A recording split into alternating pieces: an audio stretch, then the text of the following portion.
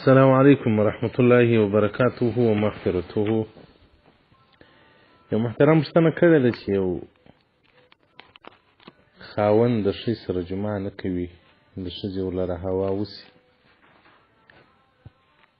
نو آیا دغه خاوند باندې دا ښځه حق لري د جماع کې نه لري؟ محترمه فقها کرام وایي چې که عذر نه ولري، لکه هغه مرض، وایي په 4 ورځو کې دي یو وار جماع کوي، او دغه رنګه که ښځې طلب د جماع ورڅخه وکړي، پر ده باندې واجب دي چې جماع به ورسره کوي، که نه وکړل غاړې بندې دي. لکه څنګه چې د نارینه شهوات راوپارول شي، نو خپل شهوات نه کې کنټرول مشکلات په پیدا کړي، نارواو ته بې مخه شي، بیا لکه د اوس زمانې ماحول و انسانان، ښځې هم دغه رنګه دي. دا چې له بعده مرغه څخه زموږ نارینه وو په نارواو کې ځانونه مصروف ګرځولي دي، په فیسبوک و په پردیو نجونو و په پردیو هلکانو اخته دي، خپلې ښځې ځین پاته دي. دا د الله یو عذاب دی، پر موږ باندې یې نازل کړی دی. خصوصا ډېر داسې پوښتنې کېږي او داسې دعاوې ورڅخه پوښتل کېږي، ډېرې خوندې په دا خارج کې چې دي، وایي خاوندان مو په نورو شیانو باندې اخته دي، موږ ته په میاشتو میاشتو باندې ګوري لا نه. نو یو ورځ راتلونکې شته، الله جل جلاله به بیا د دې خبرې بحث خاص وکړي. ځکه که یو ښځه د خاوند د بېغورۍ په وجه باندې په ناروا باندې اخته شي، لکه څنګه چې د ښځې غاړې بندې دي، د خاوند هم د هغو نه غاړې ورسره بندېږي. مثلا یو ښځه په زنا اخته شو، په دې خاطر باندې چې خاوند د دې خواهشات نور پوره کړي، نو لکه د ښځې څومره غاړې بندې دي په جرم کې، د دا هم خو د ده په وجه باندې دې دې خواته مخ کړه.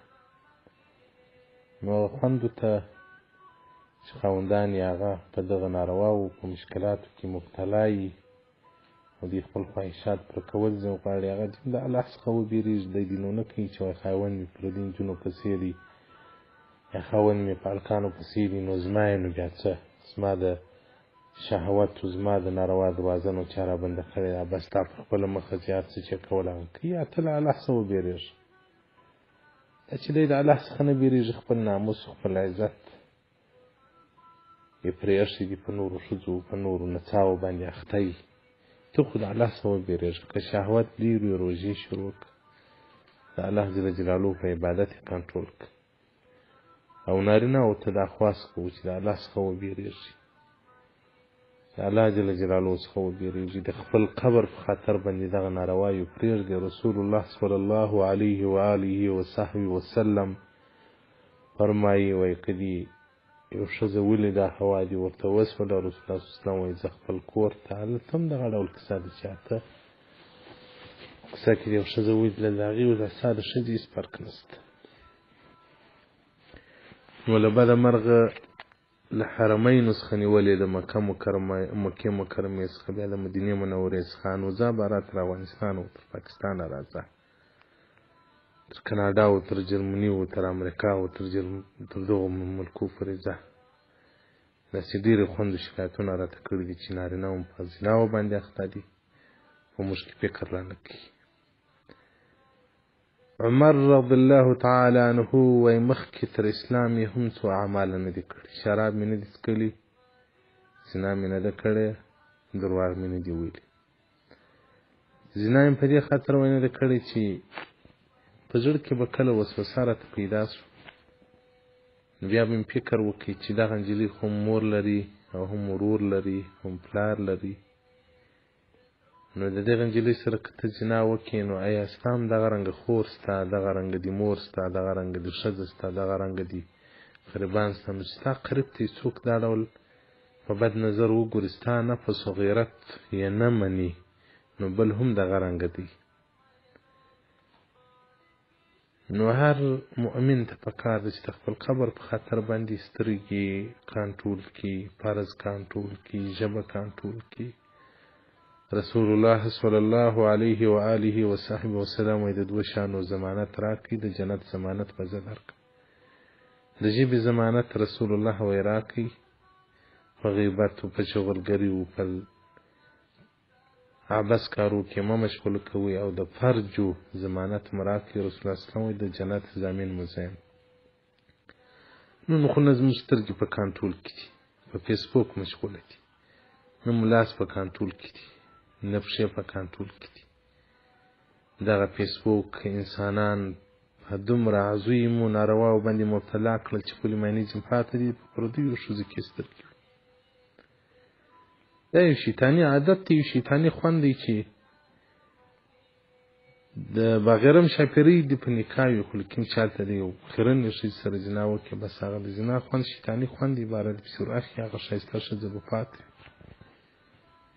نو دغه مشکلات چې راځي په دغه جامعه کې چې نارینه کې دومره طاقت نه وي چې د ښځې خواهشات ور پوره کړي. نارینه ته خو الله قوت ورکړی دی، 4 ښځې کولی شي او 4 ښځې کنټرولولی شي. چې د ده بدبخته یوه مینه ده، هغه هم زارۍ ورته کوي، دی بلاوالی د دربې نه وي. نو خو ده خپله ځواني او خپل ځان برباد کړی دی په نارواو کې. نو ټوله ورځ په پردیو نجونو لګیا یي، ماښام چې کور ته راسي نو خود مو وړي، نو برای هېڅ شي تاوان نه کېږي. دا که ټوله ورځ ده نفلونه کولی، ټوله ورځ یې ژبه په لا اله الا الله او په درود باندې مشغوله وی، بیا به نیا ښځې شکایت کولی، تا ښځه به ځین په تکلیف نه وایي چې تا څونه شهوت دي. نو اوس خلک د خپل شهوت په پردو ځایو کې حل کوي، نو د هغو څخه دغه مشکلات راوځي، ښځې په شکایتو باندې شي. ښځې شکایت کوي، ما ته وایي دعاوې راوښیه چې خاوند قوت شهوت پیدا شي. نو زه خو نو باره نه شم ورته ویلی چې خاوند خو دې کور خراب شوی دی، نو په پردیو ښځو او پردیو نجونو باندې اخته دي، په نارواو اخته دي. مسلمانان دوبۍ و الماتا و چین و دغو ملکو ته ولاړل، وروش شول، باره چې ویې کول هغه یې وکول. ما سوال هغه انسانانو چې هغه کامل مؤمنان وي، هلته هم ایمانونه قوي وي، پردیو ښځو ته ګوري، نه پردیو هلکانو ته ګوري.